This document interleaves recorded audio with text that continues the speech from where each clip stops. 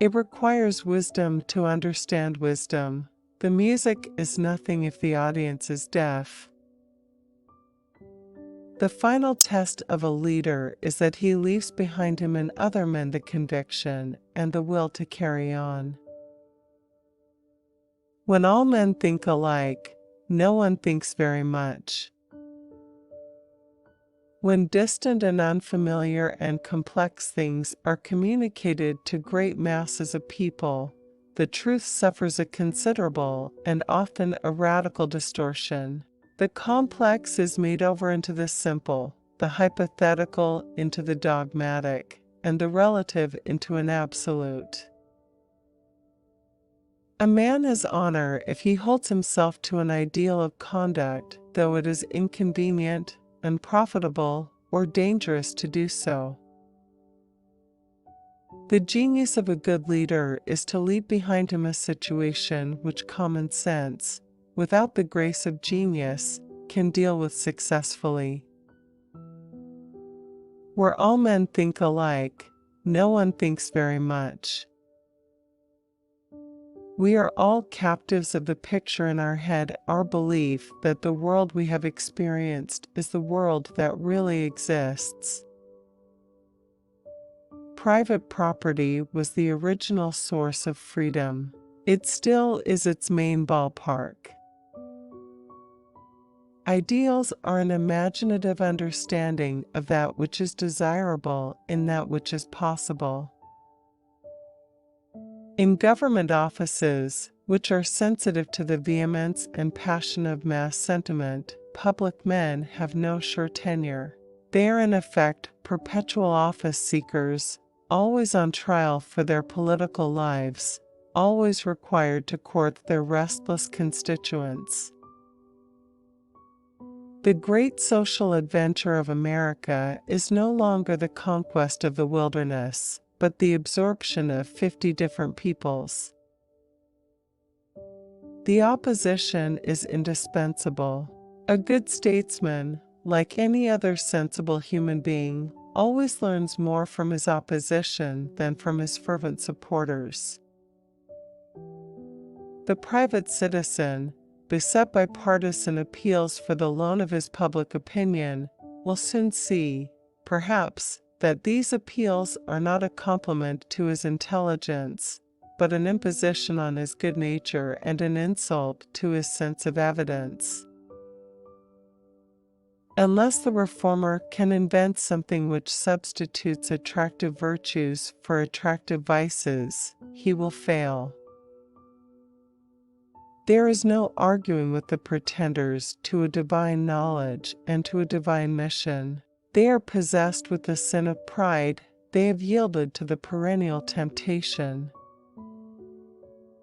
The best servants of the people, like the best valets, must whisper unpleasant truths in the master's ear.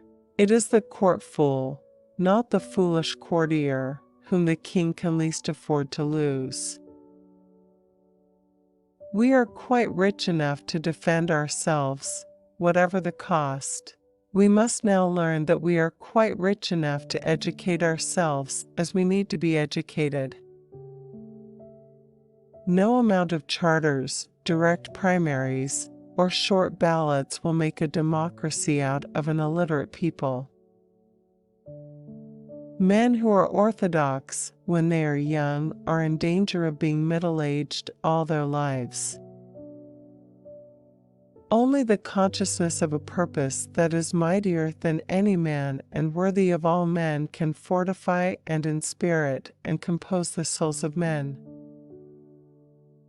The time has come to stop beating our heads against stone walls under the illusion that we have been appointed policemen to the human race. Social movements are at once the symptoms and the instruments of progress. Ignore them and statesmanship is irrelevant. Fail to use them and it is weak. Industry is a better horse to ride than genius. In a free society, the state does not administer the affairs of men. It administers justice among men who conduct their own affairs. The radical novelty of modern science lies precisely in the rejection of the belief that the forces which move the stars and atoms are contingent upon the preferences of the human heart. Brains, are suspect in the Republican Party.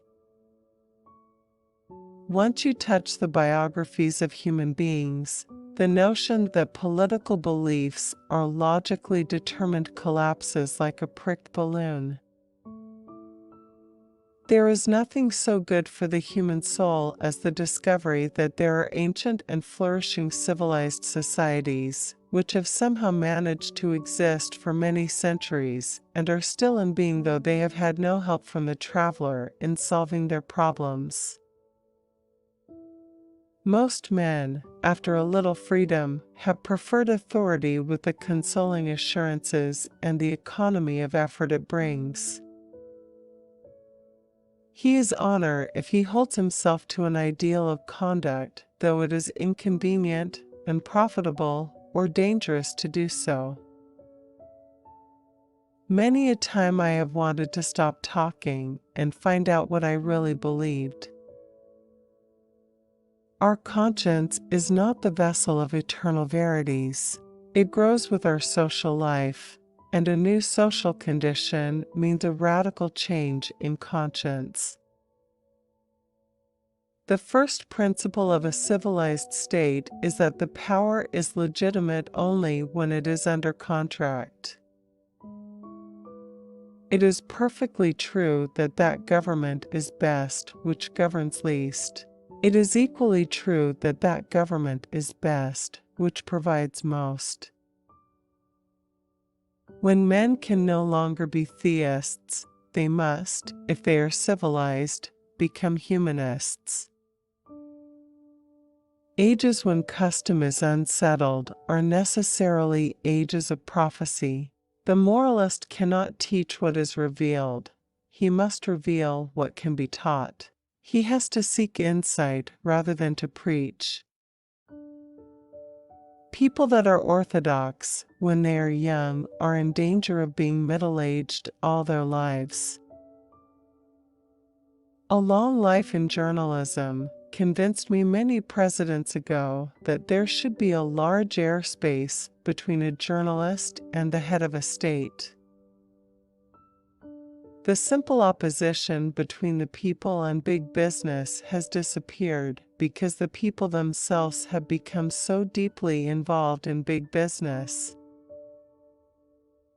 The tendency of the casual mind is to pick out or stumble upon a sample which supports or defies its prejudices, and then to make it the representative of a whole class. When philosophers try to be politicians, they generally cease to be philosophers. Success makes men rigid, and they tend to exalt stability over all the other virtues. Tired of the effort of willing, they become fanatics about conservatism. What we call a democratic society might be defined for certain purposes as one in which the majority is always prepared to put down a revolutionary minority. The study of error is not only in the highest degree prophylactic, but it serves as a stimulating introduction to the study of truth.